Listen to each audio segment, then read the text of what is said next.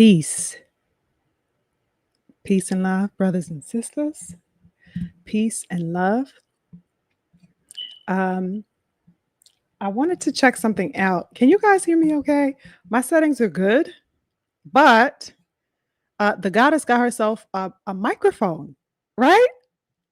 Trying to step up my little game here, you guys. I got myself a little microphone over the week, and I just want to make sure that I am audible before we begin, as always, right? But especially today when I am using my new mic.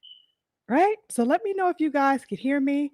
I see some people got in the building and have left comments, and I will go through and salute those of you who have joined so far. Can you guys hear me? Throw some nines in the chat if you guys could hear me okay. Am I clear? This is my first time using a microphone, you guys.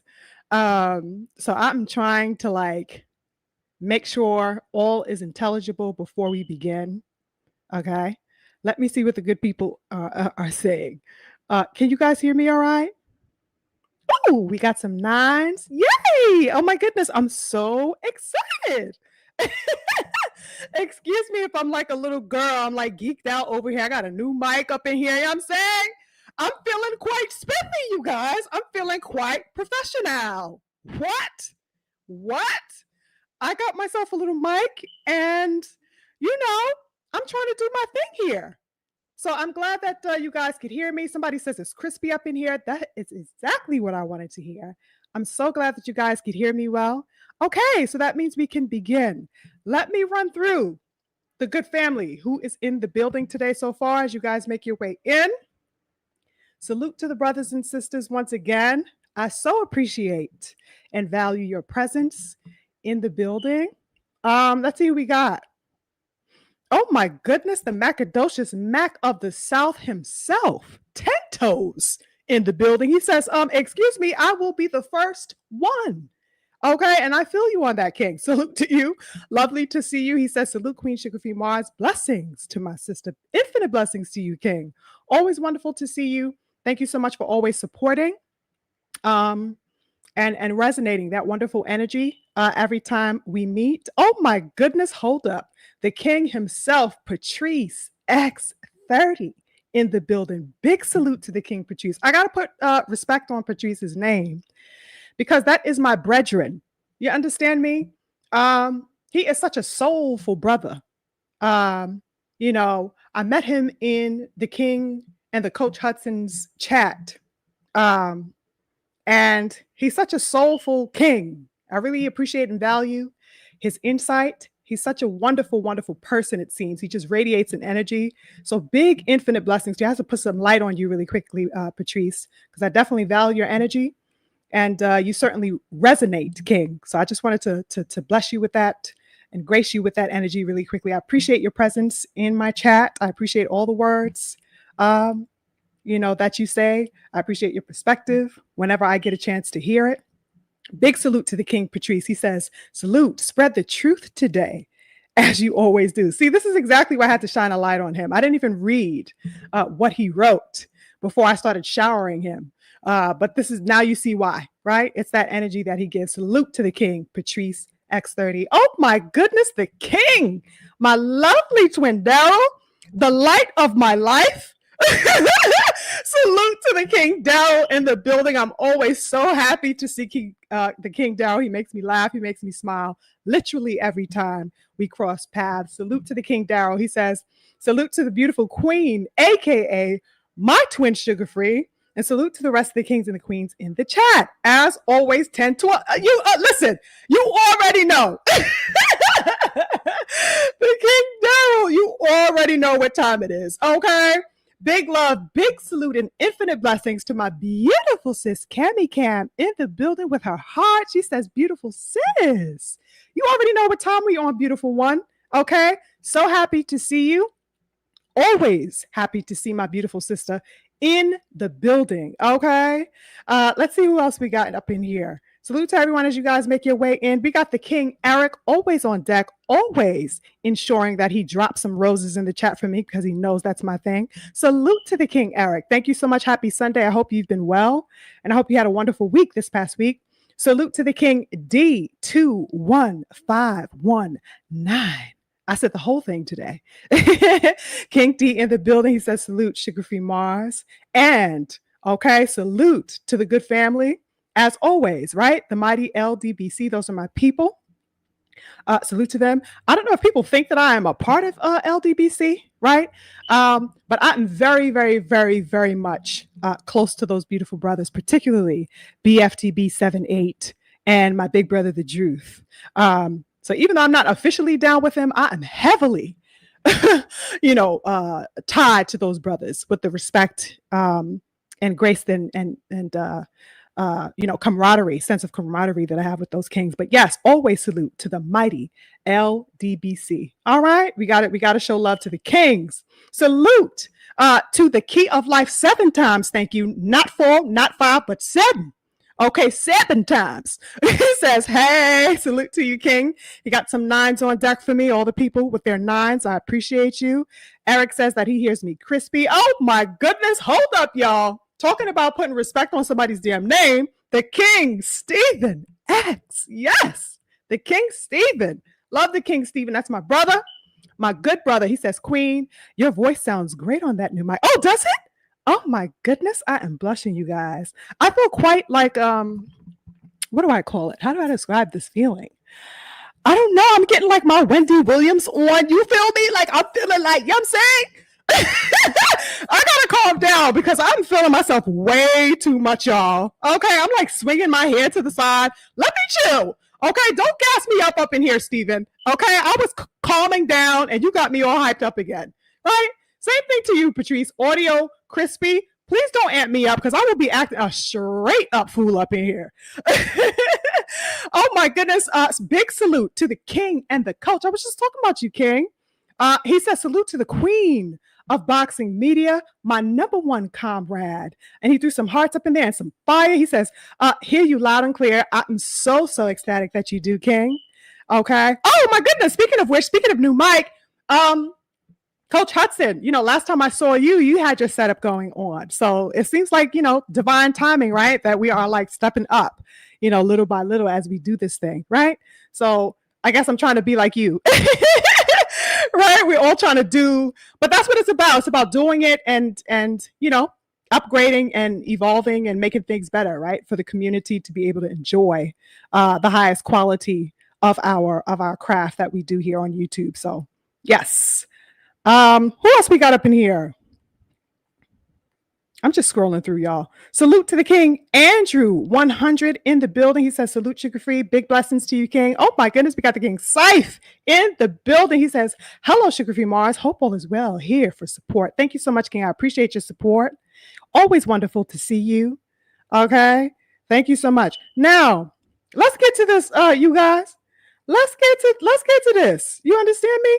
What did my twin say? He says, now, Sugar Free just needs the green screen background.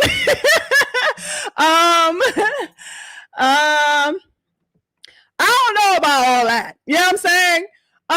If I do go on camera, real talk, since we're on this, right? Because I was gonna maybe speak about it at a later time, but there's no better time than now.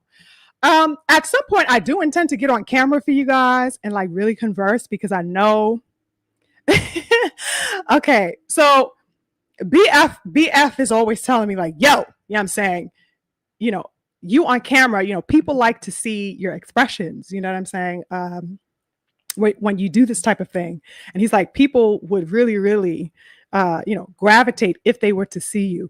So I'm considering that, right? Which is the reason why I'm slowly building up my little setup here. Trust me, you guys, it's nothing spiffy, but it is a little something that I'm trying to do, which is why I got the mic and stuff like that. Going. But for my members, I have been considering specifically and particularly for my members to, have some on-camera live specifically for us where we can engage, where I am on camera. Maybe, who knows? Maybe you guys can call in. I'm not really familiar with the call in thing. I have never, done the call in thing, but we will see. We will see. We'll see how things work. But yes, I definitely intend to do that specifically and only for my members. So definitely consider becoming a member if you are not already. because we'll have those types of interactions exclusively, right, for us. But anywho, good people, once again, salute to you, salute to the G. I see you, King. Nice to see you. Uh, um, Twin says, start sending links and debating people. Listen, I may love the beautiful King BFTB, but I am nowhere near that man's level. He can do that all day. I think I'll leave that to the pros, like him and the beautiful King Champside and those kings. They take care of that. I don't have for me, it ain't gonna be debating. It's gonna be me straight up cussing somebody ass out, and they're gonna run home with their tail between their goddamn legs. You understand what I'm saying? I don't know if I have the patience for the debating. But intellectual conversation, I always have room for that. So I'd love to speak. Maybe you can call me. If I drop the link down, are you going to call in? Stephen asks, how about you? Coach Hudson, we already got to do some type of collab, whatever have you. So maybe that could be the first thing. Like, you know what I'm saying? We'll figure it out, good people. I'm still brainstorming these things. And if you guys have ideas, you guys know I'm always open to listening to the good family, right? Stephen asks, you have to, he says, yes. Stephen asks, you have to come by if I drop a link. I would love to speak to you, all the brothers and sisters, right? And we could chop it up on whatever, whether I'm doing a boxing live or whether I'm doing my Black No Sugar series. It'd be wonderful to parlay with you guys, literally, over as the link or whatever. So I'm figuring all of that out, you guys. But yes, it's wonderful to know that you guys would be interested in partaking with that with me. So yay, I'm happy to know that. Let's see what. Oh, before I even begin, let's get the likes up, you guys. I really am trying to be better, and a part of me stepping my game up is remembering to tell you guys to hit the like button. Make sure you guys are hitting the like button on your way in, right? Make sure also when the video concludes that you guys are leaving me some comments, some feedback, whatever it is that you like specifically, because it gets the algorithm going. And, we are our own community, right? So yeah, drop some comments, share the content if you will. And yeah, let's just get this thing rolling, right? So let's see what else it is that I want to do. Oh my goodness, hold up. We got some super chats that came in, you guys. Glenn Mickens, 10 toes. Okay. 10 toes with the love and the support for the channel, as he tends to do. I definitely appreciate you, Glenn. Thank you so much for dropping that support heavy in the super chat today. I hope everything's well with you. Thank you for supporting the channel. And we have the King Patrice, my good brother Patrice, dropping some love in the super chat. He says, much love for the kind words. Mic tip, you can adjust the gain down just a tad so that the mic won't clip or distort your voice when you get passionate. Oh my goodness, damn. Listen, you got more foresight than I do, because I forgot that I'd be straight up wilding out. I forgot that I'd be straight up spazzing on my lives. Okay, when things get, hot and heavy and lively. You are so right. Okay, now I wonder, now this microphone I'm looking at, how do I turn there's a little knobby knob here, so I'm wondering if that's it. But yeah, that's a good tip, King, because I completely forgot that I'd be straight up, slashing people's throats at times with you know what I'm saying, with the feelings and with the energy and with the passion. So thank you so much for reminding me of that, King Patrice. Thank you. To adjust the gain. Okay, I will definitely keep that in mind. Thank you so much. Does it sound good? It sounds clear though? Everything sounds good? Okay. Because I'm going to go by you guys' word. So if you tell me it's good, I know that I'm good. Oh my goodness, the great Mike is in the building. Salute to the great Mike. The great Mike, one of my goodness. Salute to the King. So lovely to see you, King. Thank you so much for joining. I know it's when I saw you, I instantly thought about football. I was like, oh, there must not be anything going on right now. Because I know that you're a football goer, and quite a few of you are. So hopefully I'm not impeding upon, because I surely as hell didn't consider it earlier because I forgot I don't watch football. But hopefully I'm not intruding upon any football time.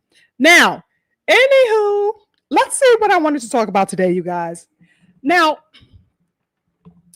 few things have been on my mind over the past week. Real talk, it was nothing really centralized as far as like concept. Um, but something did stick out to me since we last convened that I definitely took a mental note of, and I didn't know that I was going to make this the central theme of today's discussion. Until it just, popped up in my head again. I was kind of reintroduced to the idea that I had packed away, and that is that of something pertaining specifically to Bud Crawford, but even beyond Bud, was this notion that the great Mike says my commanders. He says my commanders are playing, but I can do both. Oh, okay, King. Listen. I trust you. All right. I trust your multitasking ability, King. Either way, I'm happy to have you in the building. Thank you so much, King. Yeah, so it had to do with Bud because Bud kind of offset the idea that rolled in the question. But the question really does pertain to a larger aspect of the boxing world. And it's one that I have been, it's not new, right? That I have questioned previously, and it's not a new concept that we have, tried to divulge before. But it is one that I think it has it's always in a perpetual state of being asked because it's relevant and it applies to a lot of people, not just within, the fighters, but how the media kind of coddles this mentality and how the fans also cost it and make room for it, right? The idea. So what I was asking was, why is it that when a fighter reaches a point of acclaim, brothers and sisters, why is it that when they reach this particular point of whatever level of acclaim it is at the top, right, via, the achievement of an accomplishment or something like that, right? Something like, taking the straps or solidifying a number one spot in the division or whatever have you.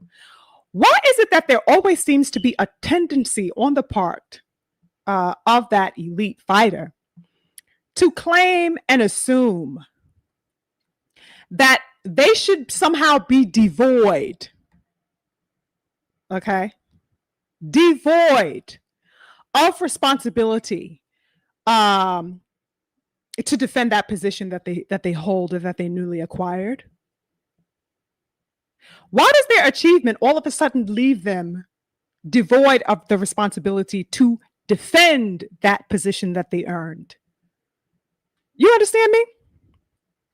I was looking at that in my brain and I'm like, okay, this has been all too common and we have seen it in various ways throughout, this era and most certainly throughout boxing, as a whole. But let's just think about it within the past several years, right?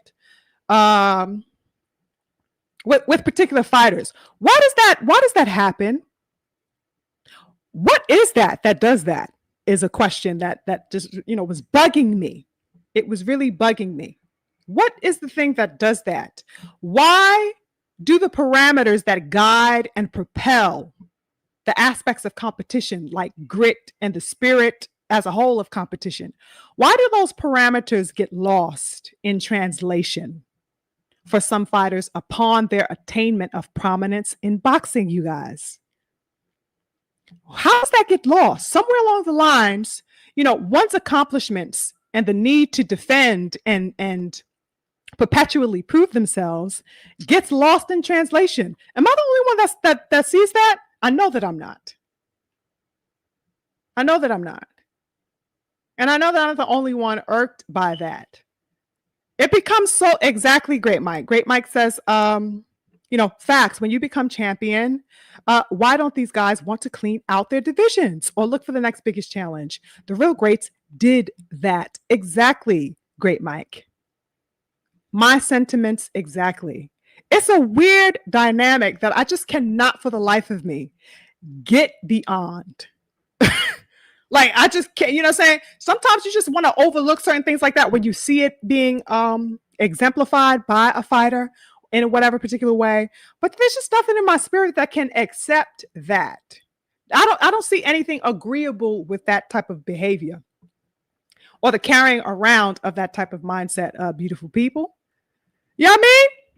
So that because they have succeeded in one area or another, this somehow means that they could essentially hold up a division or hold up a sport, all because they want to be, at their whim. They want to, have at their disposal the ability to just, smite away competition now because they have amassed a certain level or particular level of success, right? They want everything to be on their whim, and simply, they just surmise, I guess, that no one ought to come near them because they have achieved something.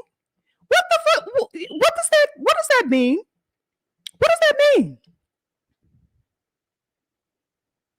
I just don't get it. My comrade says, I think many of them feel like once that they are at the top, they get drunk on feeling that they are calling the shots now and want to do fighters below. What? Sorry, let me read that again. I completely botched that. They get drunk on the feeling that they are calling the shots and want to do to fighters below them what was done to them. 100% comrade. Okay. Coach Hudson is speaking facts as always. There's a level of complacency, and a part of that complacency is very much tied to the ego of wanting to call the shots or feeling that you are, the all-knowing authority. 100% agree with you. Salute to the King Corbin in the building. I see you. Big blessings to you, King. Right? Isn't that strange? It's such a weird aspect that I just, I really am disgusted every time I see it pop up. What you talking about? Nobody ought to get near you because you achieved something. Excuse me? What the hell are we here for? What are we here to do? You understand? Now, all of this is predicated upon the interview that I watched with Bud Crawford, that interview that premiered last week on Andre Ward's podcast, the All the Smoke series, right? I'm sure many of you have seen it or have come across clips or what have you of it, right? And that's the dialogue that they had together, just kind of giving an overview of Bud's victory and talking about various things they went over, right? But of course, it was centralized in lieu of Bud's victory against Canelo, a couple of weeks back, right? And real talk, you guys, I went into this like, oh my goodness, I can't wait to see the details, I was feeling very celebratory. Okay. I was in a celebratory mood, congratulatory mood for the King Bud. I was wondering about what he would divulge about his victory, right? What tidbits he would give. I was certainly probably most prominently interested in what the future holds for him, like what the trajectory is, what he sees his trajectory as, coming off of the back of this fight. That's what I was most interested in, if he would divulge that, right? Like things like his potential next opponent, if he has his eye on anyone, if he was going to call somebody out, all those types of things, because I know that him and Ward are very close friends. And so that, it would be more of an open, less formal interview because he and Ward are brothers, essentially, right? So I was interested in seeing what he was going to do, what he was going to say. And I was feeling very celebratory. Oh my goodness, hold up. The King, my counterpart himself, the King Freedom's March is in the building. Big, big love to the King Freedom. I see you. So yeah, I was, looking forward to that. You know what I'm saying? And all these details that he would probably elaborate upon for us, right? Since we were all still coming off of the high of his victory. All types of things of that nature. But instead of continuing the feeling of, being in the celebratory mood for him, by the end of that interview, you guys, oh my goodness. Oh, the King, my beautiful King BFTB. Hey, beautiful King. Oh my goodness, I was not expecting to see you, King. Thank you so much for joining. The beautiful King, my beautiful King, BF. Yes, always happy to see the King. Thank you so much for coming by. I got super excited, you guys. Pardon me. Anyway, let me see. Where did I leave off? BF, you got me distracted. Oh my goodness. But yeah, after feeling so celebratory for the King Bud and stuff like that, I was just, like what after that interview, I just could not, I just could not help but feel underwhelmed. Right. So that I go into it feeling, oh, what is he going to say? I'm happy for the King Bud. Let's see what he's going to discuss and talk about. And by the end of that interview, I was just bereft. I was left bereft and befuddled. Real talk. You know what I'm saying? Underwhelmed, in other words. And I don't know, y'all. Like, it was particularly because of the part, like during a portion of that interview where the aspect of competition was raised, right? And there was a moment where Bud kind of spitefully recalled, right? He spitefully recalled a period in time where fighters had turned their back on him, so to speak, right? Of course, I'm paraphrasing the actual words that he was saying, but this was the sentiment, right? That he was spitefully recalling a moment in a time where fighters were, turning their backs on him, and only now, like they turned their backs on him at a particular time, only now coming off of this astounding, beautiful victory that he had against Canelo Alvarez, only to now find themselves wanting to meet him in the ring based off of the wonderful accomplishment and feat that he had achieved against Canelo. You know what I mean? So it's like, oh, well, y'all turn y'all back on me then, but yeah, y'all want to fight me now type of sentiment that he had going on. Pretty much, you guys, Bud Crawford apparently does not like the idea of being called out at this point in his career. And that is an aspect that left me very, very, very perplexed. I did not know I didn't know what the cause of that was. I didn't know what would propel him to say something like that as an elite warrior. And not only as an elite warrior, but the top dog. The top dog. What would propel the top dog of the sport currently? Okay? The man who beat the man to say something like that. Oh, y'all want to fight me now. And you know what? I guess it's like, I guess I could understand maybe some of the logic that's like, oh, you ain't rocking with me before. Everybody want to look at me now. Y'all want to clamor type thing, because I'm the man. I get the, popping your collar aspect of it, because most certainly, when you reach a level of acclaim and status and fame, you're going to have that level of disdain for the people who did not believe in you along the way in your journey and stuff like that. So totally understand that's totally a natural response. But in the aspect within the vein of competition, it just didn't fit to me. It didn't totally fit. Some aspects of it could be understood, like I said, right? But there was a framing of it that just did not fit completely, and that's what I was questioning. He does not like the idea of being called out at this particular point in his career. In fact, Bud Crawford had posited, quote, "There's no need for you to mention my name anymore." End quote. That's what that man said in this interview during a certain portion, right? And I just, that just stuck out like neon lights in my brain. There's no need for you to mention my name anymore. What? Like, I'm looking at that and I'm still kind of like, I'm still grappling with that, you guys, in real time. It does not make sense to me. It just does not make sense to me.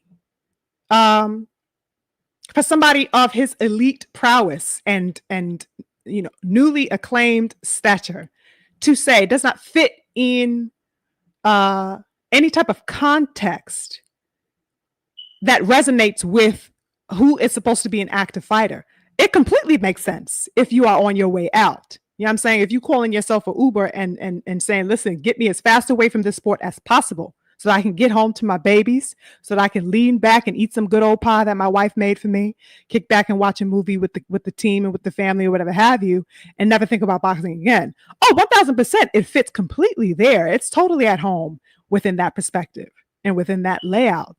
But not when you are an active fighter, brothers and sisters. Am I right or am I wrong? I could not help but think, what a peculiar statement by Bud Crawford, right? Another thing that came to mind when I heard this particular portion of the interview was, doesn't that mindset echo a lot of the sentiments of the man who us real boxing fans have ridiculed for years on end for having that very particular stance? Doesn't it echo the sentiments of the person that we, dragged endlessly for taking such a posture within his career, particularly the latter half of his career? Hasn't the conscious boxing public shredded Canelo Alvarez for his tiptoe ideology and the preciousness that he had been allowed to exemplify for years on end? Right? Is anybody going to address what Bud said or no? I mean, across, the larger boxing world. Anybody gonna question that? For me, ladies and gentlemen, I certainly felt a need, to peer into this because it's an aspect that is proven to be fruitless in boxing. That mindset has proven to be fruitless in boxing. That mindset has kept us away from the materialization of myriad fights, known and unbeknownst to us. The mindset of don't call my name, I'm above thee type of mentality. How many fights have we missed out on as a result of that mindset? What potential have fighters gone, left awry, left astray within themselves by adopting that particular mindset, brothers and sisters? It's a real question, that I have been engaging with.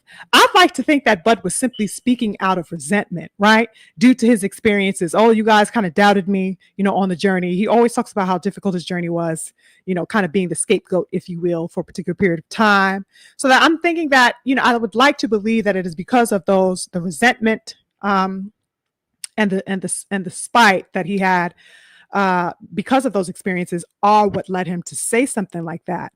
But at the same time, I can't bet on the fact that he didn't mean what he said because it's very well a possibility that that man meant every word of what he said for the reason why he said it. Don't call my name anymore. Do not mention my name. Right? So I'm looking at it, with both palms open, right? Interesting stuff, you guys. So that I wanted to provide an inquisition into that mentality that is, resonating within boxing and has been for some time, that makes this level of, this aspect of supposition and claim. I wanted to peer into that with you guys, right? So the notion that fighters would be showing an interest in fighting Bud Crawford, now that he has defeated Canelo, is not anomalous. It's not an anomalous, matter at all, brothers and sisters. The fact that they are showing interest in fighting him now off of such a fantastic win, that's not anything out of the ordinary. Right?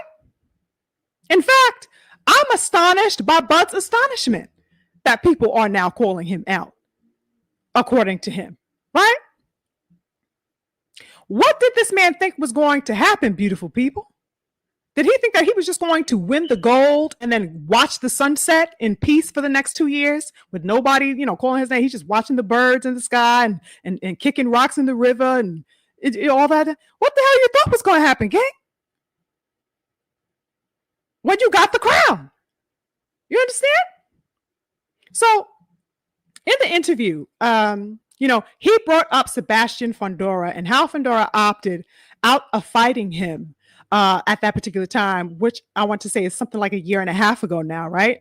Um, and that time that Fondora instead chose an opportunity to fight Earl Spence. You guys remember, right? We all recall that moment when EJ got into the ring after Fondora's fight with, I believe that was Tim Zoo, right? And he sized Fondora up and he had us all like, oh my goodness, look at EJ. You know what I'm saying? EJ about to come back. And you know what I'm saying? And we were all kind of galvanized around the aspect of a return to the ring from, EJ. We were all anxious to see that bout. But of course, as we know, that prospect, um, you know, absolutely dematerialized, right? For whatever reason.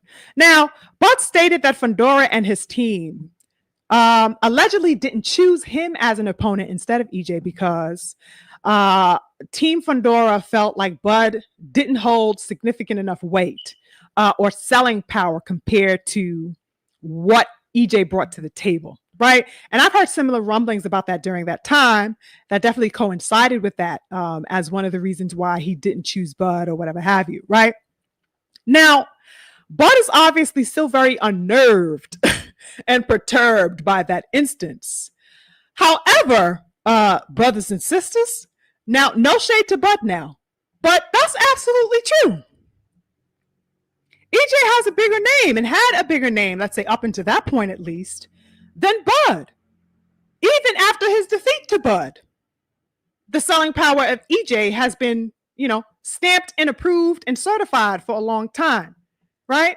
So that I guess that was a business, move apparently on the part of Team Fondora, if that is true, right? Because I don't know, I wasn't there, I don't know the dealings, but the boxing world was buzzing simply at the idea when EJ stepped into that ring and made it known that he wanted those straps from Fondora. World was buzzing. Oh shit, look at EJ. You know what I'm saying? At that particular moment, nobody was thinking about Bud, right? Everybody's eyes was on EJ and the possibility of that fight. So that's the level of interest that it garnered, even though, of course, ultimately the fight dematerialized. A fight, let's say, with Fondora and EJ, something like in Texas. Imagine how huge that fight would have been. That would have been brazy work, you guys. Brazy work. You know what I mean? So that if that was the case, I would completely understand the business gains that could have been amassed from that link up between Fondora and EJ. But, it is what it is, right? But at the same time, also, it's definitely understandable why Bud would have felt a way about that, right? Being looked over for somebody else who you defeated, who is still, a big, major attraction within the sport, even despite the defeat that he took to you. Right. So I get the sentiments behind that. Who would want to hear such a thing that they are virtually limited in their selling power and their ability to, attract a substantial audience and stuff like that. Nobody would want to hear that as a professional fighter. Right. Now, he also mentioned the name of Boots and Virgil Ortiz as having had opportunities to fight him in the past, to which they've also turned down for their own reasons or whatever have you. Now, listen, guys, I can only imagine how any fighter, it goes without saying, right? We could all imagine how any fighter would feel when various levels and degrees of politics get in the way of a fight, all types of evasions of all sorts and, other, meandering actions and whatever have you lead to a fight not being made. We could all imagine how frustrating that is. Okay. That goes without saying. We could all kind of empathize with that. But what I do not readily perceive is the stationary mentality in the sport that suggests that because, an impasse was previously met or a wall or something like that was, you came upon a wall of some sort, right? That due to that obstacle, as a result of whatever technicalities may have been, causing the impasse, that somehow means that nobody can call for smoke anymore just because you've previously met and ran across some challenges of fights getting made. That means nobody can call for smoke for you? I just, you know what I mean? I I do not get or agree with that logic at all. I don't give a damn what impasses you came across in the past, sir. People are going to call for smoke. They're going to do that. And they're going to do that when you are shining, when they can see you, when you catch their attention. What better way to catch their attention, and put the world on alert that you want the smoke than to get at the absolute top where everybody can see you? Ain't that the point of getting to the top? So not only that you can prove to the world that you got there, you were man enough and had the gall and grit and temerity enough to get to the top, but that whoever want to try to take it from you can get it too. You know what I mean? Ain't that the logic, or am I tripping, beautiful people? What? That doesn't mean that nobody calls for the smoke just because you assumed a top position. I don't agree with that logic, people. You know what I mean? The man dismissingly said, oh, you guys are just begging me for a fight. Y'all just want to beg me for a fight. This was the sentiment that he expressed. You know what I mean? Oh, now y'all all want to fight me now. I don't sell. There's no need for you to even mention my name anymore. Don't say Terrence Crawford. That's what this man says. Oh, these guys want to, they see that I'm a ticket now. Win, lose, or draw, they see that I'm a ticket. Don't say my name now. What? So they want to fight him because he's the ticket, is what he is saying. Sir, that's precisely and exactly the goddamn point. You are the ticket. So I'm going to snatch the ticket from you. What is this man's problem? Because you have the ticket, I want the smoke. You know what I mean? You think I'm supposed to be out here wasting my time with a bunch of nobodies with nothing to offer? You got everything to offer, and I'm hungry. You goddamn right I'm trying to kick your goddamn door down, sir. You know what I mean? What else are we here to do? It is inevitable, in other words, beautiful people, that, an elite will have all eyes on them, all attention on them. The more acclaim and accreditation they receive. It's part and parcel of the game. It's just absolutely weird to me, this position that he decided to take. What is the point then of being a top dog, a leader of the pack or of a division or of a sport, if you are not going to show that division or pack or sport why you hold the top spot? You don't show why you carry that crown until you make an example of the people calling for smoke.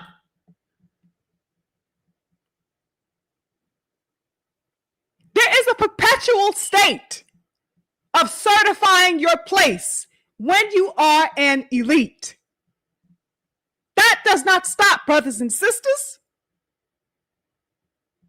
If you aren't going to continue to lead, then you will be absolutely usurped because you are wasting time. You are going to lead or you will be replaced. You will lead and defend or you will be dismantled. That's the mindset of every warrior around you. If you cannot keep me at bay, I will take your head. That's it. He knows that because he did that, ladies and gentlemen. Okay? You don't dominate once and then say, oh, that's enough. That was the last time. Now it's going to last me a lifetime. I'm good. I'm all right. I'm good. Because you did it one time? Hells to the no. You know what I mean?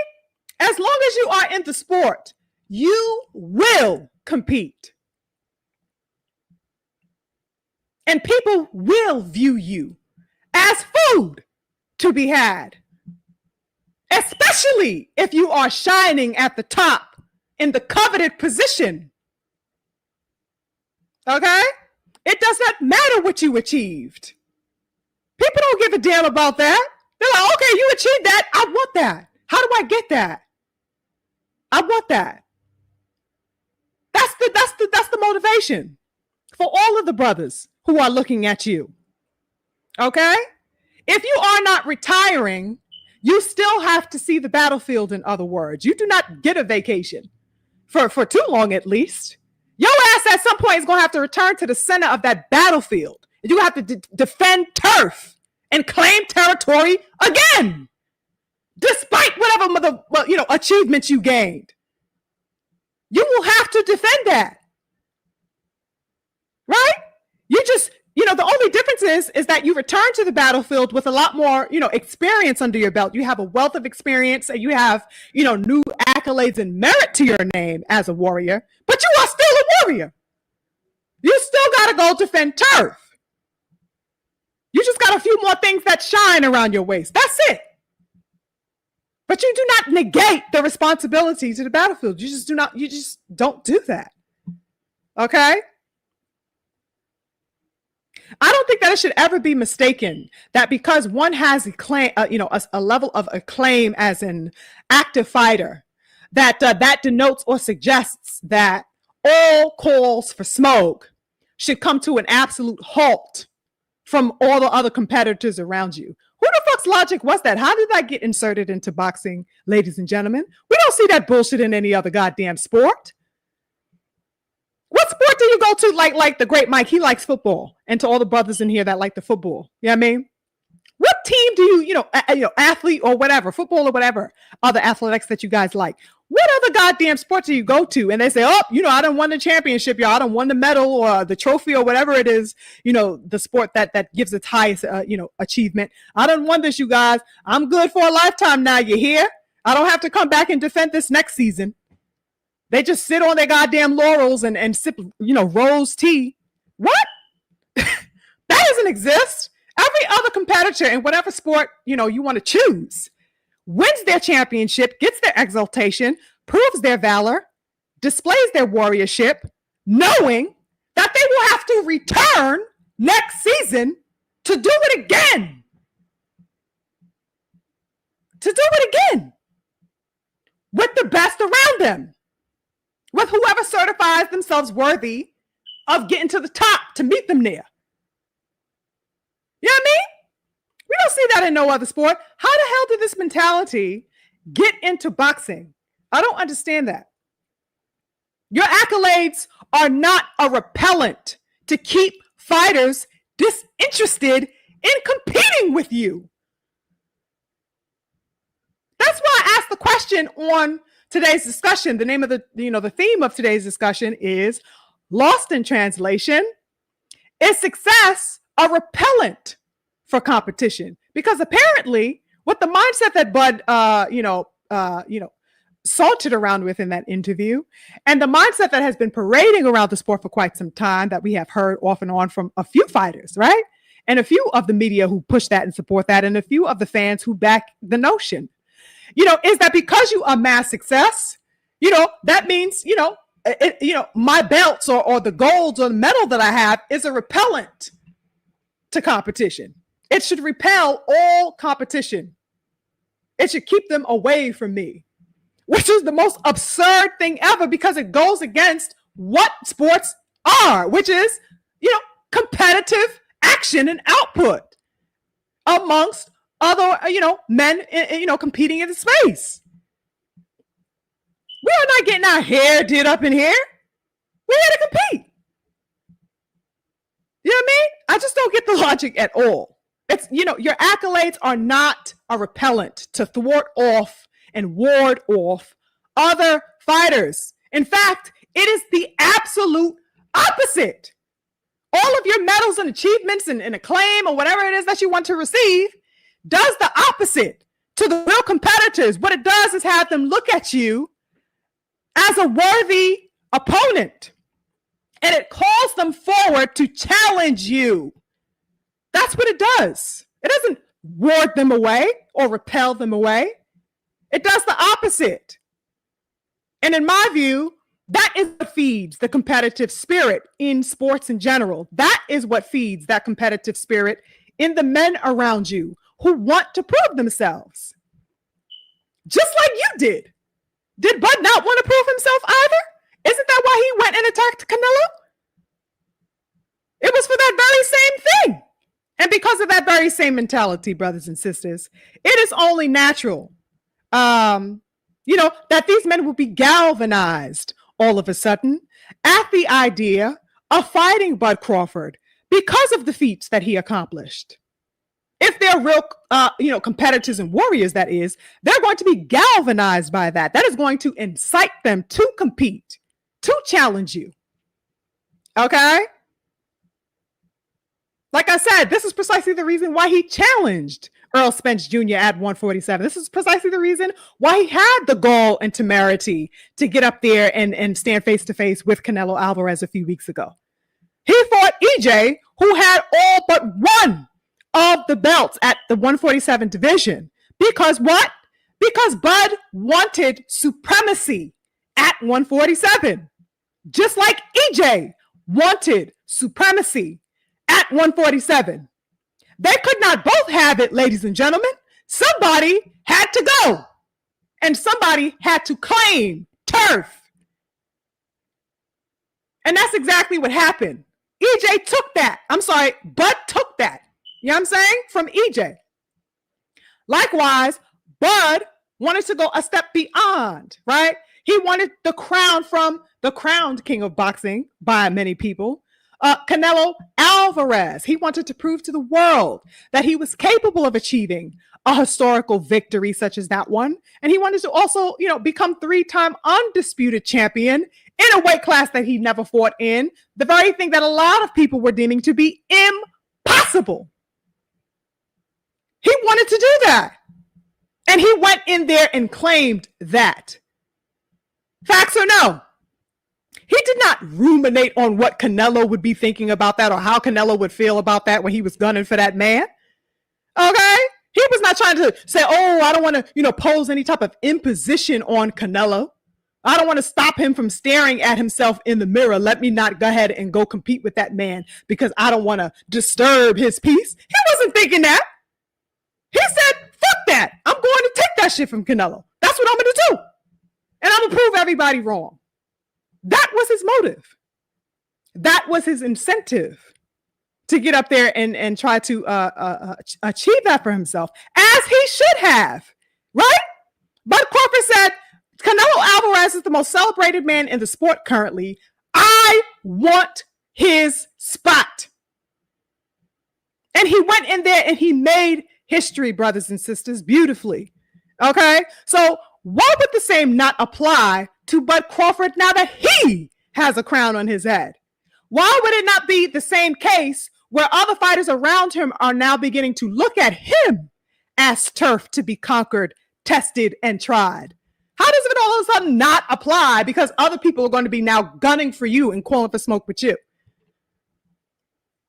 Oh, you mean, because it's Bud Crawford, the rules of the game become null and void and obsolete now because you are the man on the top of the mountain? That don't work like that, bro. You know what I mean? It's a very strange mentality. Let me check what my people have been saying. Salute to anybody who just came in that I may have missed. I am scrolling a little ways up just to see where I was at. Salute to everyone. I'm just scrolling through.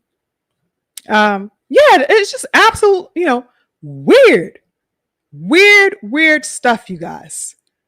Exactly, Great Mike. Great Mike says that don't even make sense. You're going to be the most mentioned now. Exactly. This is the point in time where you transition from being obsolete the way he was complaining that he has been all of this time to now being the center stage, the center attraction. This is what you fought for, right? How the fuck you gonna start complaining now that you here? What was the point of going the extra mile to make such, a triumphant claim to victory? This is where all of the attention gets put upon you. This is where your name gets called out the most. compared to that of any other, point in time in your career. The King Freedom, salute to you again. He says, that's weird. Of course he's going to get called out. Asinine. 1000%. Absolutely asinine. And petty. And sassy. You know what I'm saying? And I don't, you know what I'm saying? I'm not calling, you know what I'm saying? I'm talking about the logic of that is that, don't be calling my name. What? You're the man, right? So you want to call yourself the man, but you don't want to do the thing that the man has to do when he's in the seat. You know what I'm saying? Facts, King. Facts, my twin. Mr. Purple Pain. That's very Purple Pain-ish. He got some Purple Pain tendencies going on. And we've seen that 1,000 times with Red Light Special Davis, a.k.a. Purple Pain Davis, right? So that these tendencies are, sprinkled all throughout the sport and have been for quite some time, right? Bud Crawford is not the only perpetrator of this. This is an example. But as I said, it extends to, the larger context of boxing. In general, we see it. You know what I'm saying? Crazy stuff. Yes, Beautiful King. Beautiful King says, sound like a spoiled ass brat. 1000%. Salute to the King David in the building. Big love to the King David. Thank you so much for joining. Appreciate you. He says, yeah, that's ridiculous. Ain't it? Ain't it, David? David, ain't that crazy?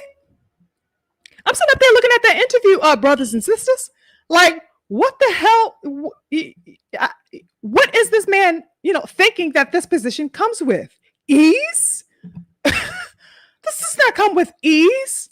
All this, everybody gonna be beating your door down. Or at least they're supposed to. When you got some real gunners, in your division or in your purview. Yes, they're gonna be looking at you. They're gonna be like, all right, yeah, I'm trying to get it popping. When you want to set this up? You know what I'm saying? Beautiful King says, I'm okay with him not wanting to hear it, but where are the lies, though? Oh, the lies about, you mean the portion about EJ where, he didn't want to be told that EJ sold more than him? Very interesting stuff. Exactly, Twin. Twin says, either way, he's going to have to defend it or claim new ground. Yeah, 1000%. If you don't want the heat of that smoke, go ahead and, drop those belts and, become a recluse for a little bit and start back, fresh if you want to. But, so long as you are holding that seat, you're sitting on that golden throne. Yes, everybody's eyes are going to be directed at, towards you. You know what I'm saying? Salute to the King Black Jericho. I see you. He says, salute SugarFreeMars. Big salute to the King Jericho. And oh my goodness, I completely did not see my beautiful Mama Love. Salute to the Queen, Mama Love. Jaquila Fields in the building. Big love to the beautiful Queen, Jaquila Fields. Good to see you. Thank you so much for joining. Yeah, so it was ridiculous to me, brothers and sisters. Now, it's an aspect that I have never found to be agreeable, right? The preciousness is absolutely diabolical to me, you guys. That goes without saying, right? It's diabolical.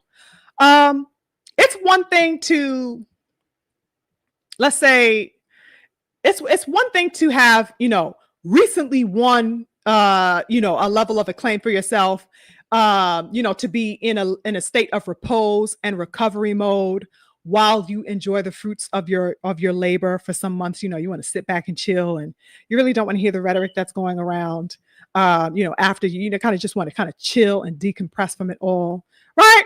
That's one thing.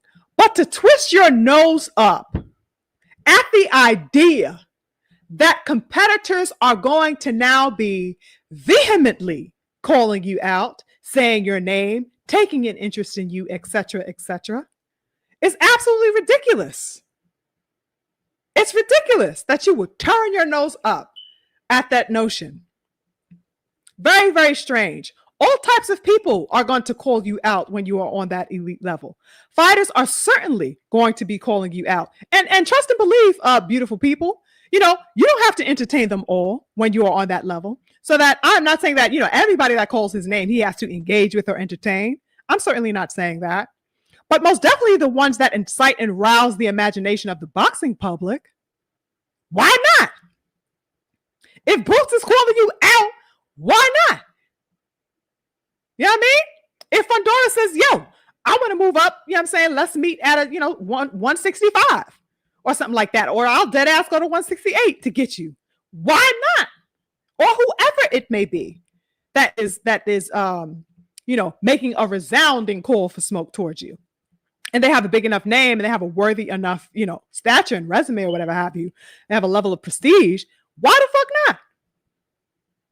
You know what I mean? Which brings me towards the inevitable question, what does Terrence Bud Crawford intend to do next? What does he intend to do next? Because I think it'll be, a pretty lackluster turn of events if he simply, let's say, sits out and pouts, about, how he's the big ticket and has no intention whatsoever on, solidifying the ticket that he has and holds. I think that'll be a whole lackluster outcome if he's just going to sit and pout about it all goddamn day. Oh, I'm the big ticket. That's what he said in his interview, I'm the big ticket, right? If he does absolutely nothing to maintain that stature as the quote unquote big ticket, then he's wasting time, in my view, right? What athlete wins their significant victory, as we said, not expecting to come back and defend that which they have just won? It doesn't exist. Okay. The quest for championship, in other words, does not stop. It does not stop. And neither do the call outs or the people looking to contend and engage with you. Okay. Does it make sense that upon coming off a huge historic victory, that nobody would be interested in battling the quote unquote king of the hill, as Roy Jones would call it? He called it the king of the hill. No, because you are the king of the hill, everybody of that warrior heart is going to be looking towards you and trying to get it in with you. Period. Men that I have loved in boxing, ladies and gentlemen, they wanted that crown so that they can fight among the worthy and claim their place, despite the challenge that those warriors posed. They wanted to do that. That was the reason for the crown. The pursuit of the crown was for that goddamn reason. It's prime time for them to be calling for smoke when you assert dominance, as the great Mike said and alluded to earlier. That is the prime time where they will do that. It is in your assertion of dominance that everybody's going to take notice, especially if you are highly acclaimed for it at the highest level and capacity. 1000%. It is prime time when you have the name and lights. It is prime time when your energy is permeating about the sport. All of the accreditation is glimmering in neon lights. Absolutely. That's the time that the call outs come. And to me, real talk, that is a sign, that the sport is healthy. I like to see that. You know what I'm saying? It's showing me that the sport is healthy and active with warriors who want to get it popping. That's what I like to see. I like to see other people galvanized by other people's success. I like to see people, take their own paths more seriously, stand 10 toes, you know what I mean? In their own pursuits, in watching the next man achieve and trying to get his spot. That's a healthy sport. When that type of, energy is being roused in the men. I like that. Because it's going to put everybody's attention on a specific task and objective, which is winning and fighting and contending with the best around them. There's no pussyfooting around nothing. We're here to get it popping. That's what I want to see. So I think that it's a healthy sign that things are, being in the works and that things, hold a high level of possibility to materialize for the better within the sport when that competition or the spirit of competition is roused like that, right? Because what else are we here to do, as I said, right? So that because you've accomplished something, I have to sit back and watch you frolic in a field of daisies as a competitor? No, that's not how this works. I am looking to claim territory here. That's what I'm thinking as an elite competitor and warrior. I am trying to claim territory. Fuck your victory. I don't give a damn about your goddamn victory. Fuck that victory. Oh, all right. That's all good and dandy for you. Yeah, congratulations, nigga. Where the fuck do I sign up to take that? I mean, you know what I'm saying? It is what it is. That's what I'm thinking. You know what I mean? Give a damn about that goddamn victory. Let's get it in. Let's get it in. That belongs here with me. You know what I mean? I think I'm the best too. So that's going to be on my mind. You know what I mean? And, I want to prove that I am elite too. I want to prove that I am better than you. Right? Because you are the elite that is considered to be the best. So you are worthy for me to get in there and compete with. That's what all the kings are supposed to be thinking. In boxing as a whole, no matter what division you are in, that should be on their minds. Fuck your victory, nigga. That shit gonna look better around my waist. You know what I mean? I like that shit. So that, I like it, it incites that. And the fact that he's refraining from that or recoiling from that is strange, especially as somebody who had that very heat and flame in his own gut, in his own belly, right? So I don't know why he is getting precious about it. He knows that fire at the center of you. So I don't understand this whole, idea of a repellent, now. It doesn't make sense. That is a fucking compliment, ladies and gentlemen, that people are now looking at you. People who may have averted their eyes from you before are now looking directly in your way, towards your direction. That's a compliment to say, oh, I got your attention now, huh? Yeah, try to take it, see what happens. That's a damn compliment. That their eyes are on you now because they recognize your worth because you have taken and solidified that worth. And now they cannot deny you. Right? Now, of course, because they are challenging you, it is up to you as the elite that is defending, all of the accreditation that you have. It's up to you. Your objective is to now, remind them that their arms are too goddamn short to box with a god.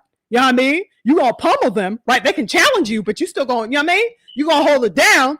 But yes, it is a compliment overall that acknowledgement that they are giving you is owed and due to you. That should feed your spirit. That should solidify and prove to you that you have done what you set out to do, because all of these people are now, wanting to exchange with you on that level, on a competitive level as the best, because they see you as the best. They wouldn't be wasting their time calling you out or calling your name if you had no worth or value. You know what I mean? But it's an acknowledgement. You know what I mean? And I don't want to hear a motherfucking thing about no goddamn payday excuse either, because there was a portion in there where I think Andre Ward had brought up the aspect that people had been looking at or wondering or speculating that Bud was, going after the Canelo fight simply for a payday. And Andre Ward, said, so swiftly in defense of Bud, oh, well, who fights for free? Who fights for free? Nobody out here fights for free. This is prize fighting, right? So that now that Andre Ward, completely interjected himself and made that statement, I don't want to hear Bud Crawford trying to make no excuse like, oh, I'm the ticket, I'm the payday. Because Andre Ward completely put his own foot in his mouth and in Bud's mouth as far as that excuse is concerned. So I don't want to hear them trying to use the excuse of, oh, they just want to fight Bud for the payday. The I'm the ticket analogy. Because like you said, who the fuck fights for free? So let's get past that. Let's just get to the smoke part. You know what I mean? I don't want to hear that nonsense of no goddamn payday excuse, because he completely shot that down when he made that type of interjection. So I don't want to hear about that being used as an excuse in the future of why he should not defend his top dog status. Oh, well, y'all just want a payday. Same thing that Canelo did. So that there's a constant line that is being passed on from one fighter to the next. Canelo herald, ushered in the whole payday. And now here we see Bud Crawford, not necessarily reciting those same words, but he is echoing the sentiments of that. The mindset is being echoed. And that's super interesting to me. Very, very interesting to me. You know what I'm saying? I think much of what Canelo, speaking of that mindset, I think a lot of what Canelo did during the latter half of his career, particularly, and even we can even look into the Floyd era because a lot of people credit him for, really ushering in and really personifying that mentality. We could look at both of those men and see, the consequences of having that particular mentality. And we could see via those men how that particular type of rhetoric is being recycled in today's era, right? That has trickled down now into the Bud Crawford era, right? The mentality that's held and coddled by much of the boxing world, and to a large degree, a lot of the boxing fans as well, right? That states that, because you have amassed this level of success, you are now entitled to sit pretty, if you will, right? Oh, I've amassed this, the stature so that I have the right now to sit pretty on top of this pretty little hill surrounded with all my pretty little trinkets, and just sit pretty with my arms folded type of mentality and stuff like that. It's a preciousness, right? And that since one has established themselves and acclaimed that level of credibility and stature, they are now somehow untouchable within the sport. Oh, don't you dare call such and such out. Don't you dare say such and such's name, right? And we see a whole load of examples when it comes to Purple Pain Davis, and that mindset and analogy, right? Don't you even say, what have you done for me? We hear him saying that. We hear, all types of media, making room and space for that logic. We have his fans saying stuff like that. Well, he don't have to fight him, or let's just make hypothetical fights up because he would beat him anyway. Forget the fact that we want to see him in there contending with the best. Let's just hypothesize the idea of the mirage of the possibility of a fight. Right? He is so untouchable. He don't got to get in there and fight. We can hypothesize the fight. We can imagine the goddamn fight. This is the level that you get to when, I guess you amass a certain level of attention and fame and acclaim for yourself, whether deserved or undeserved. You know what I mean? But this is the mentality that upholds, such a ridiculous, juvenile, imbecilic notion as far as I'm concerned. You become somehow untouchable, right? They can cherry pick, they can saunter around essentially doing whatever the fuck they want to, in other words, right? Now, as far as hierarchy is concerned, there is a level of, let's say, hierarchy that I can surmise. There is a level of hierarchy that I can surmise, right? But there's a fine line, right? So that hierarchy, as it pertains to proving yourself to be a man of distinction or a woman of distinction, right? So that there is a level of distinction that you have made, right? It's a clear line drawn that you are different from, or that you have amassed a certain level, that differs from everybody else. You stand out. I understand the hierarchy as far as that's in making those types of distinctions, but I only find the understanding of hierarchy to be valuable as it concerns the A-side logic. For example, you can have a hierarchy system where, let's say the aspect of the A-side calling the shots in fights, that it works in that vein for me, right? The hierarchy thing. Oh, I'm the A-side. I call the shots. I choose the location where I want the fight to be at. I set the percentages of how much I want you to get. What I'm saying? I get the biggest portion or whatever have you.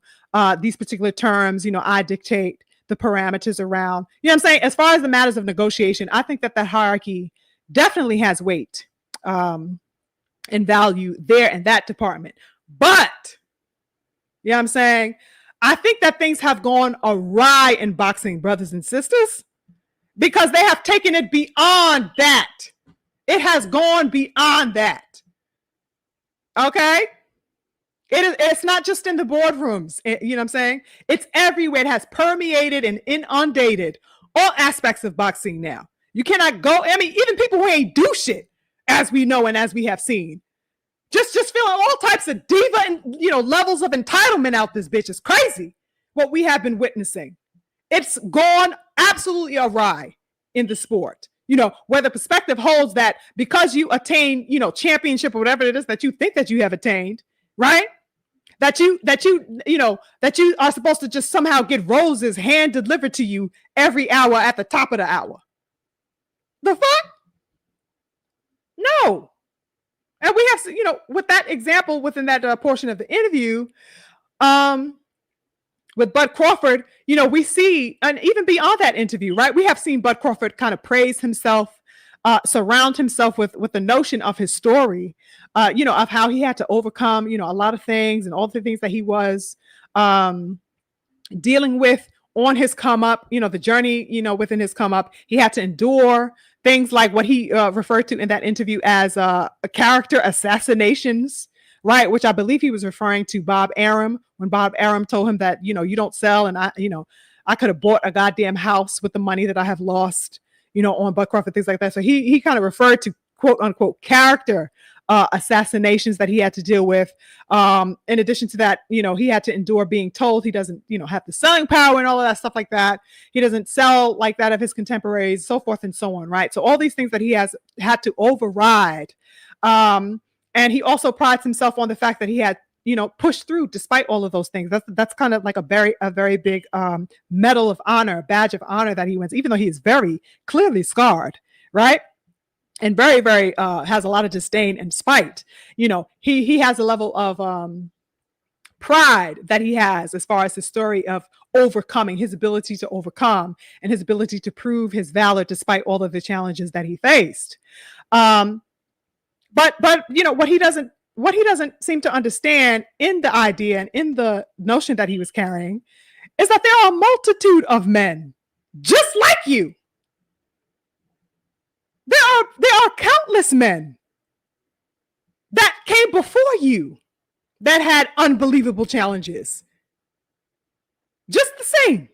Men with everything to prove, right? So that calling yourself the face of boxing, comes with its obligations and expectations. I think that goes without saying. And that's not to say that he's not aware of that. He doesn't know that, right? But I find it unbecoming of him. And I also find it unbecoming of many other fighters, media, fans, and all of that, right? Who hold the view that one becomes, something like a precious piece of marble that can't be broken, that cannot be disturbed or summoned by something so menial as, competition once they've reached the mountaintop. It's just sick. It's just nothing about that will ever make sense to me, right? And we see, like I said, the like Twin brought up, the extreme syndrome that we see when we look at Purple Pain Davis. Okay, we've seen what that looks like in the hands of Canelo Alvarez, because he himself has exemplified a level of preciousness that has been out of this goddamn world. Like I said, us real ones have been looking at him and dragging him, relentlessly because of the preciousness that he has assumed over the years, right? Canelo has been highly criticized for his selective and meticulous avoidance of names that everybody wanted to see him fight and get in there and compete with. Okay. Now, I'm not saying that Bud Crawford is ducking anyone. I don't want to liken this mindset necessarily to ducking, right? On the level of, Canelo ducking Benavidez, the way he ducked Andrade and Charlo and all of that stuff like that. I'm not trying to say that Bud is ducking with this analysis, right? But I am simply saying that the complaint that he had, the sentiments that he expressed, complaining about people calling for smoke, does not bode well. It doesn't bode well. Why the fuck are you complaining? I just cannot escape the fact that this man said, don't say Terrence Crawford. Do not mention my name. Do not say Terrence Crawford. Oh, I don't sell. Don't say my name. Huh? And the crazy thing is, brothers and sisters, I do think that there is an energy still within Bud that wants to compete, You know what I'm saying? He gave off no signs that he wanted to retire or anything like that. So we'll just have to see what his moves will be in the unfolding months or whatever have you, right? So I don't think that he necessarily has caught a bug, that's trying to usher him, to make an outro or anything like that. I haven't necessarily got that energy, but he is an elite athlete, and for the time and remaining period of his activity, I want to see him compete at the highest level until he decides to go home to that beautiful family that he has and call it quits. You should be competing at elite levels, and you should be looking at the names and taking very seriously the names of the people. Create a goddamn hit list. Oh, you said my name, you said my name, you said my name, you ducked me before, whoever you think ducked you before. Make a name of them motherfuckers. And go fucking check the box off of each one of them niggas. You know what I mean? Oh, I'm gonna get you before I go. I'm gonna get you, and I'm gonna get you. Because y'all been clocking the loudest. That's the type of energy I want to see. I don't want to hear my motherfucking, somebody who want to call themselves the GOAT, the GOTE, greatest of this era, say, oh, don't call my name. The hell? Don't call your name. What the fuck you want me to do? Buy you some fucking red bottoms? I just don't get it. You want me to take you out to goddamn dinner? What is going on here? You want me to light some incense and set the mood right up in this bitch? The fuck? I just don't understand, ladies and gentlemen. I really do not. I really do not understand. Now, also, when I was looking at this interview, I'm going to check with y'all in a bit. Give me a second. One last thing before I check in with y'all. This interview definitely brought to the forefront of my mind the recognition that this is 1000% and most certainly the Bud Crawford era that we have entered within. Okay. And rightfully so. But upon looking at the Bud Crawford era, it got me to looking forward, to the transition and focus being shifted from this Bud Crawford era, and into what I feel will be undoubtedly and ultimately a transition into the Devin Haney era. Upon seeing Bud and seeing him, glowing about his victory, of course, his parade that he had, and then watching him fight, and everybody buzzing about the accomplishments and stuff like that. I'm happy for him, but it is a reality, that he is at the tail end of his career, of course, unless he decides to pull a Bernard Hopkins and fight until he's goddamn 98 years old or something like that, which I wouldn't be surprised if he did, right? Because he's in phenomenal shape, even though he's 38. He looked fantastic against Canelo. I wouldn't be surprised, if he extends and prolongs his career or anything like that. But let's say up until this point, we can surmise that he has a couple of years left or a couple of fights left or whatever have you. But given that, I'm looking at who is directly behind him, and in my view, it is unquestionably Devin Haney. Okay, so that we will be transitioning, I think, seamlessly from the Terence Crawford era into the Devin Haney era. Now, I thought about that, and I think that as we get there, okay, with this fight that Devin has coming up next month, I think that he will be able to assume his place as the forerunner of the claimant of the new era. With his win, should he be victorious against Brian Norman next month, right?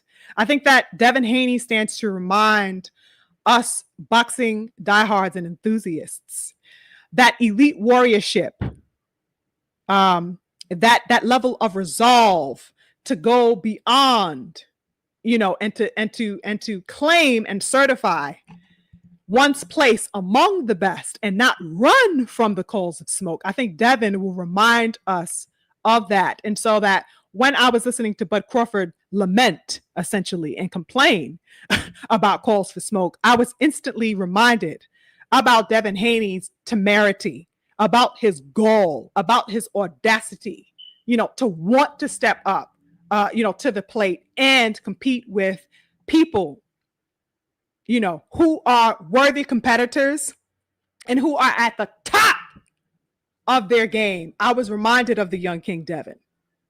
Okay. And what his era stands to look like, because he has already begun accomplishing so much, so much. And so that I am absolutely inspired by what he stands to do in the future, as he develops and as he reaches his prime, because of course he has yet to even enter his prime, the young King Devin. So that I look forward to seeing that. I think he's going to remind the boxing world of that resolve. He's going to show that elite warriorship and that resolve, lives on. It lives on.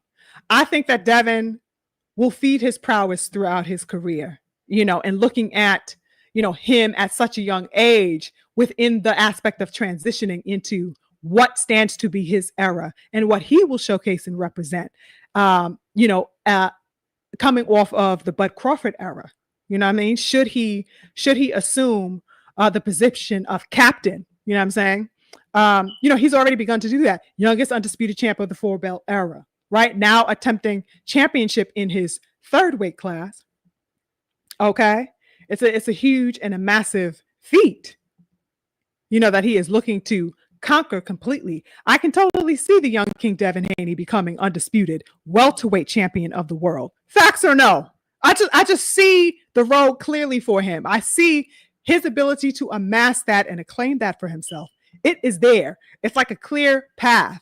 But of course, it all begins with what he will do and how he will show up come November 22nd against the young lion, Brian Norman. That is my fight of the year. That is why I call this fight the fight of the year, because I literally cannot wait to see what he will showcase of himself and how he is going to step into that ring. You know what I'm saying? And show that generalship, that prowess, that fire that is within him. I can't wait to see those two men battle it out for supremacy, because real talk, whoever wins that fight will be the supreme ruler of the welterweight division. That's without a doubt. You know what I mean? I'm absolutely tantalized by the new and up and coming line of kings. Absolutely. So that I look at Bud Crawford and what he stood to claim, and I am absolutely inspired and in anticipation of the young kings that are following behind him, particularly Devin Haney, like I said, because he stands to mark it, the Devin Haney era. It's going to be a successive line, right? You're going to go from the Bud Crawford era, and I 1000% believe that the Devin Haney era will follow that. Absolutely. The young brothers who are serious, about their aims and their objectives is who I have my eyes on. The brothers whom have no intention whatever on waiting for popularity contests or waiting to see what such and such is tweeting about, or what, diabolical cult fan base is glazing them. They're not waiting for that. These young kings, they are not waiting for articles to be written about them. They are not counting, how many videos were posted of them today. They're focused on enforcing their will on the sport. Everything that comes from that, be what it may, right? Be what it may.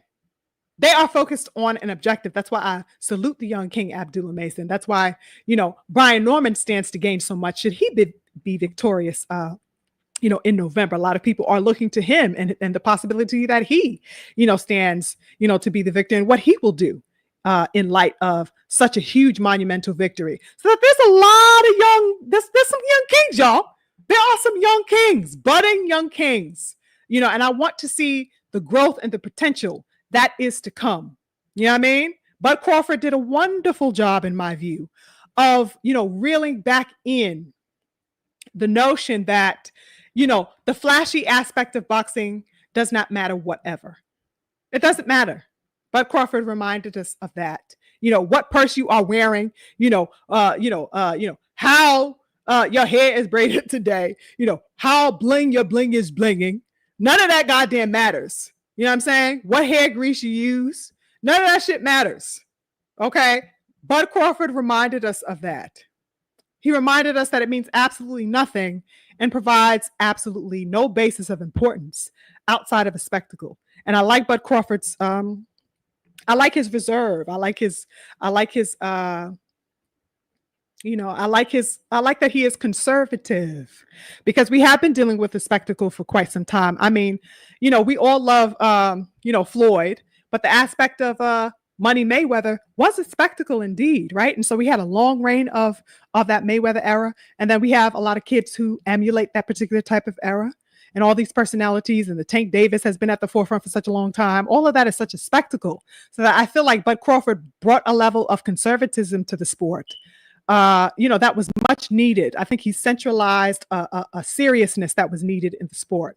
You know, I think that Bud's victory, if he does nothing else in his career, let's say if he retires within 6 months, I think that Bud's victory ushered in a seriousness and a much needed stalwart approach, to the sport, right? He brought a sense of, a centeredness, a level of maturity, a cool head, right?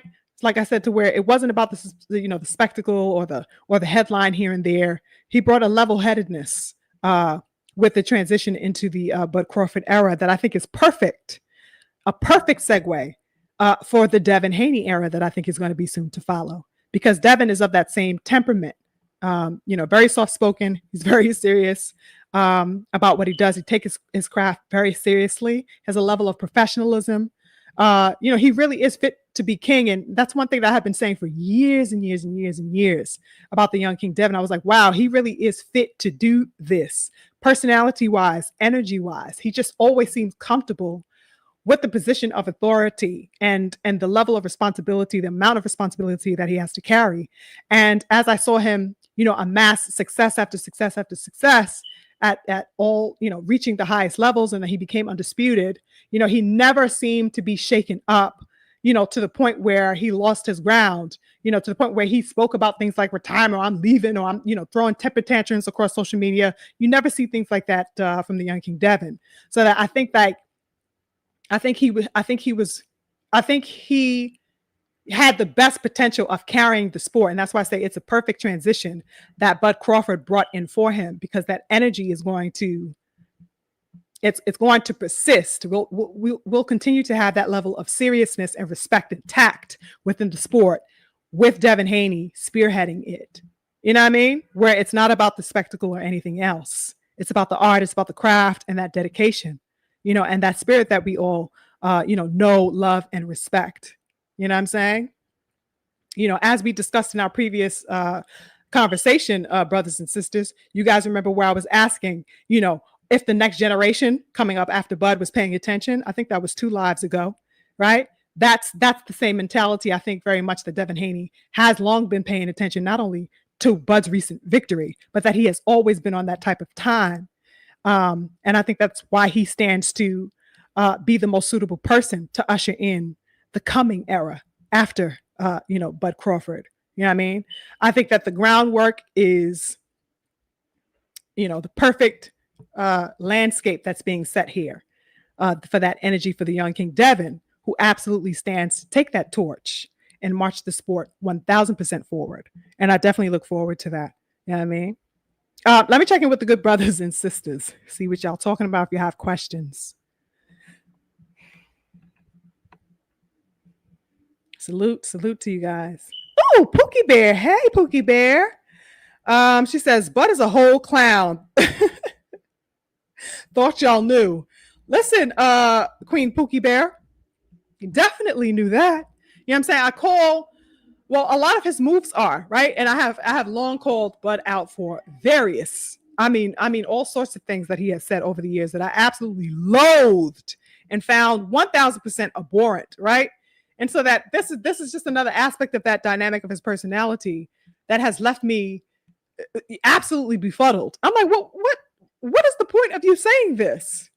What's the point of you? Because I know that he thinks it's high time for him to say it now, because he is, at the top of the hill. He thinks it's the time for him to be saying that, but he doesn't know that it's the complete opposite thing that you should be, it's the opposite effect is going to happen.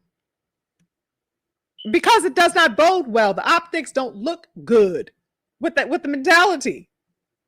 He thinks it's because he has reached this height now that he is able to say that. But the opposite effect is taking place.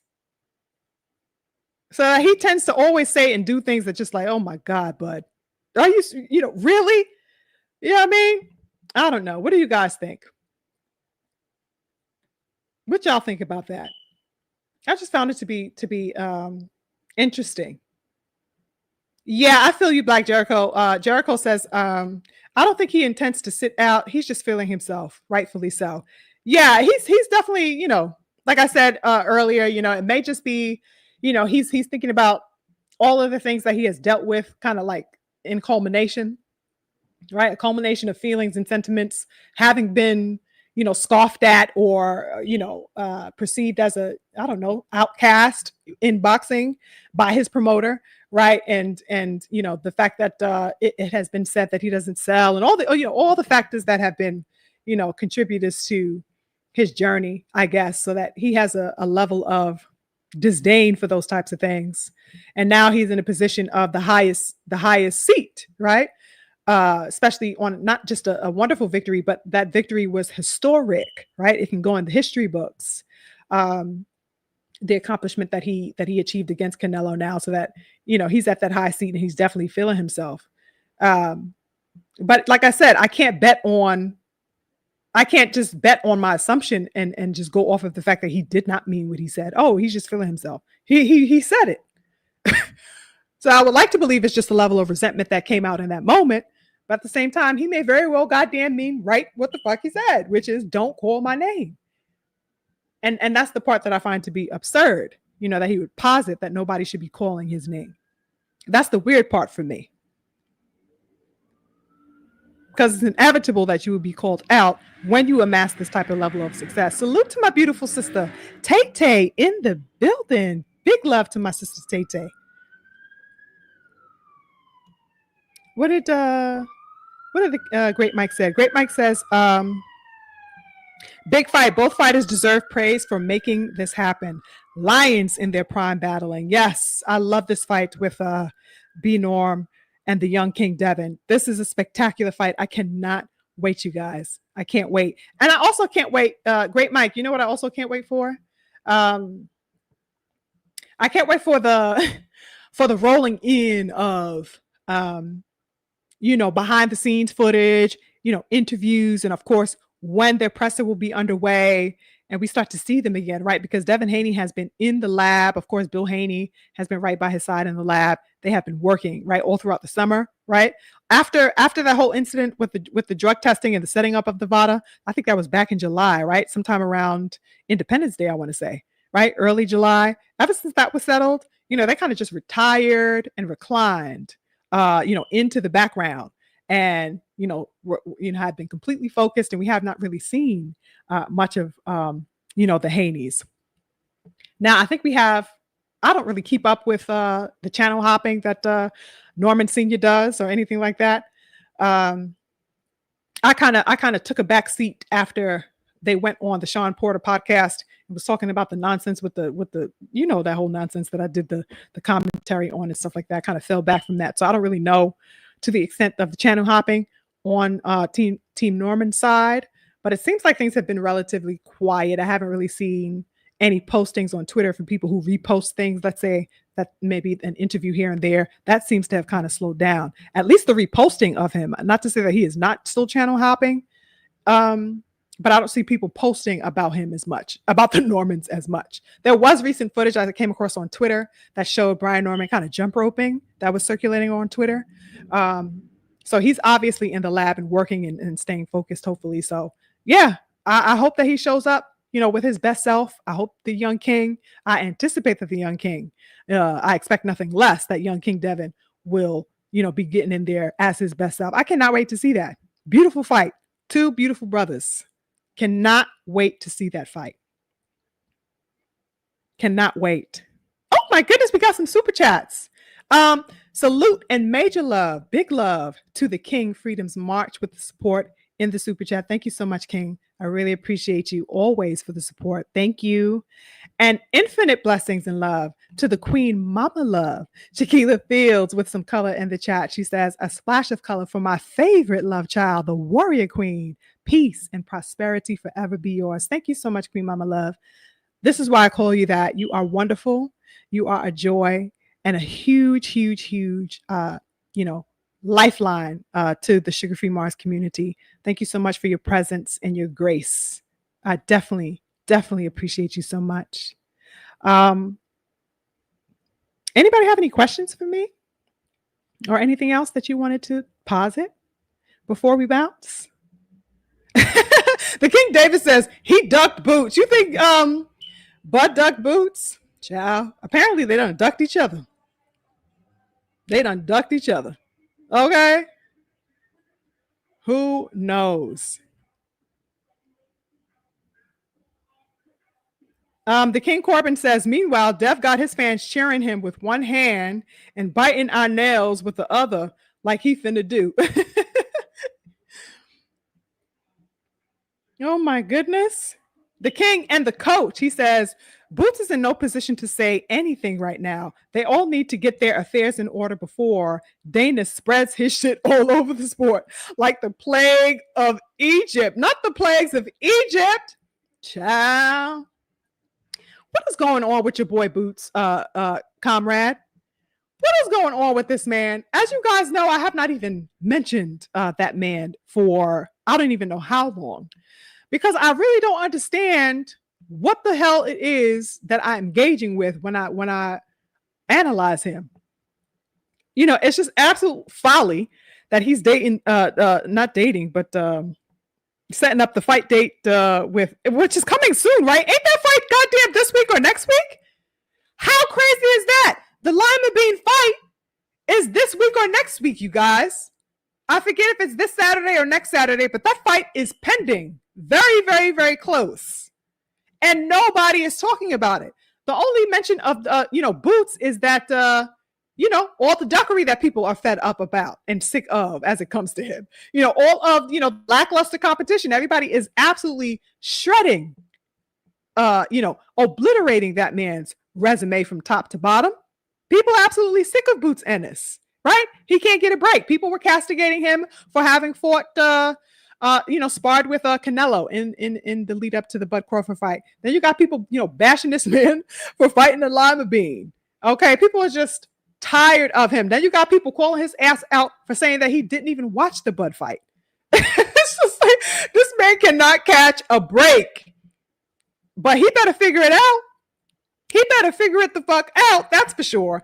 Get Lima Bean out the way, clean your goddamn plate with the Lima Beans, and I don't want to hear a goddamn thing as it pertains to his next opponent after that, which he better be, first of all, victorious against Lima Bean, because boxing is a wild, wild sport.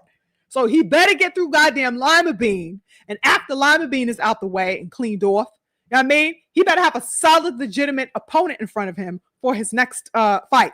Because he is being shredded, torn to bits by the boxing community. People are sick of Boots Ennis, and it's so weird, and it's kind of like disheartening to see, because for such a long time he has been, so highly touted and beloved, as the next one up, as the man who could, possibly have defeated Bud Crawford at a particular time. And now he has just been, he's kind of like almost a goddamn has-been, low key. Ain't that crazy?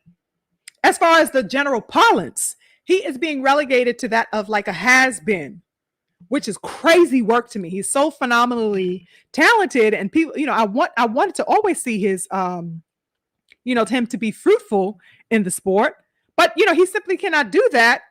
Following, behind Eddie Hearn's whack ass goddamn advice and suggestions. I don't know what this man is about. Team goddamn Ennis out here. It's crazy what's, how he's moving and what's being done in the lackluster promotion. Eddie Hearn has absolutely no idea what to do with American fighters. He's proven that. He no longer has Shakur Stevenson at his side. The fuck is he doing with Boots? It's so unnerving, you guys.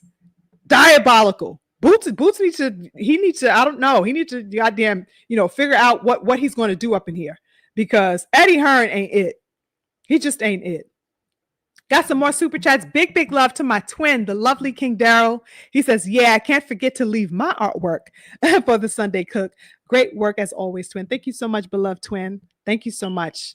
Always happy to have you. Thank you so much for contributing to the channel and being one of my absolute faves. Just period, right? Big love and big salute to my twin. We got the King and the Coach Hudson. Big love in the super chat today. Thank you so much, King, my comrade. He says, some color in the chat because truth telling ain't easy, but somebody got to do it. Oh my goodness. This is why he's my comrade and my number one comrade. Thank you so much, beautiful King, Coach Hudson. I appreciate you for the love and the support as always. Oh, the King Eric says the fight's on the 11th. Okay, so that's goddamn this week, you guys. This Saturday. Has anybody heard a peep?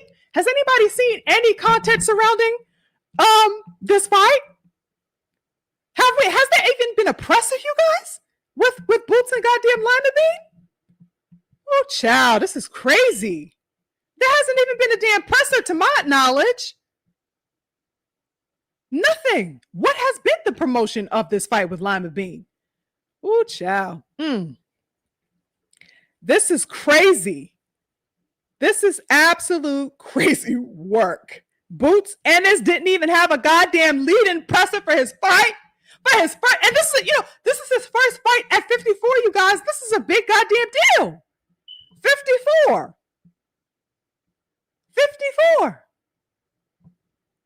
This is not a small, feat. He is coming into a weight class, you know what I'm saying? That has some notable names for him to compete with. But, of course, the world is going to be on edge and anxious to see if he's actually going to be able to become undisputed here, since he did not do it for whatever goddamn reason at 47. Of course, we know that weight was the excuse that he used to bypass becoming the undisputed. At least he became unified, which is what I wanted him to do. But he did not go all the way. So that, I at least am on edge to see if he will become undisputed at 54.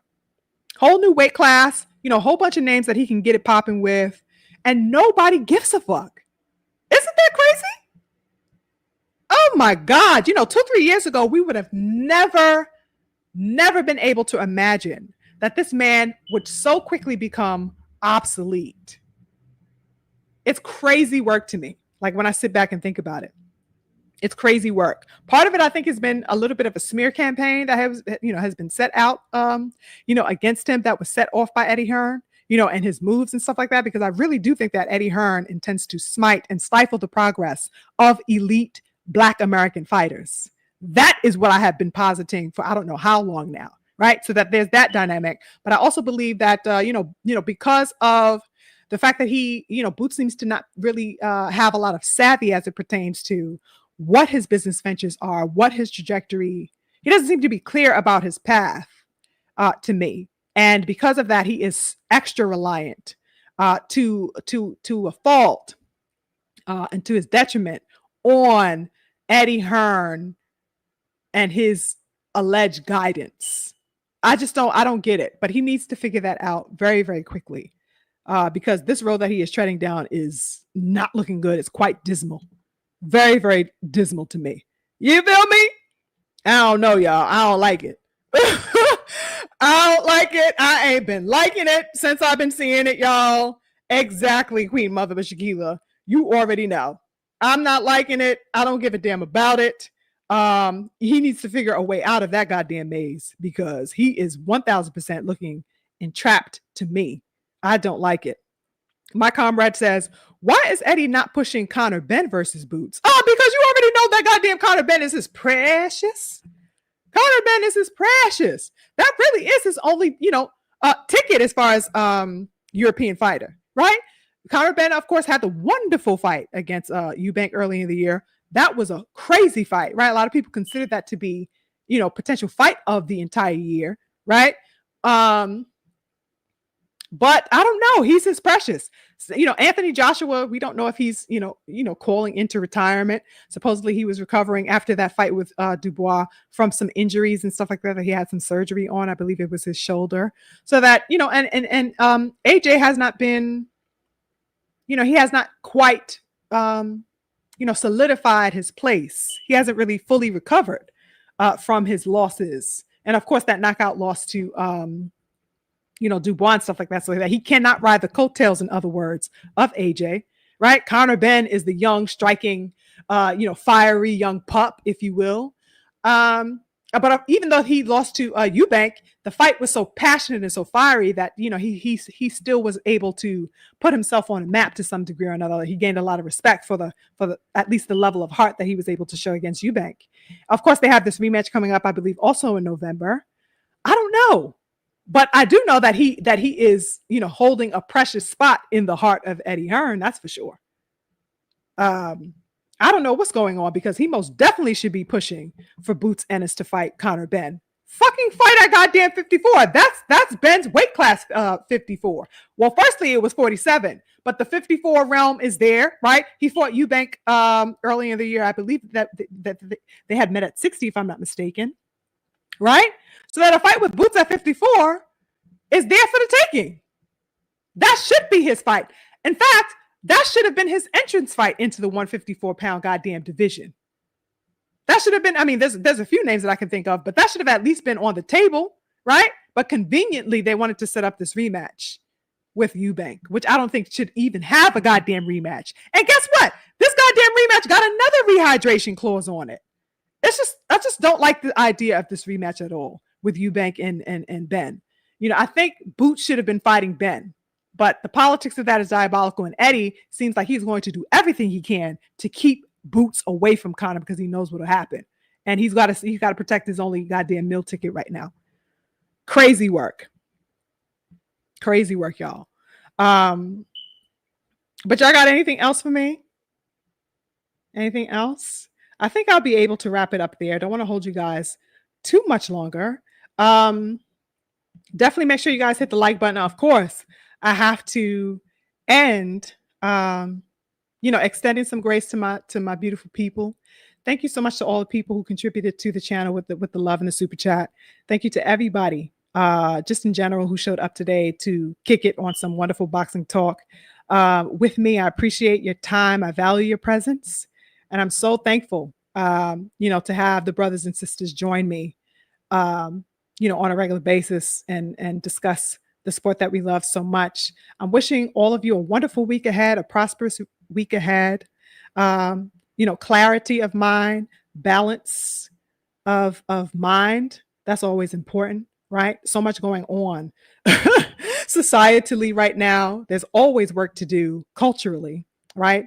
And most certainly personally and spiritually, we got to make sure that we are balancing ourselves. So I'm wishing you all a wonderful week, and definitely hope to see you soon. Keep in touch with me in the community page throughout the week. You guys know I like to talk to you there. And I will see you on the next one, beautiful people. Infinite blessings, infinite love to you guys. I will catch up with you on the next one. Peace.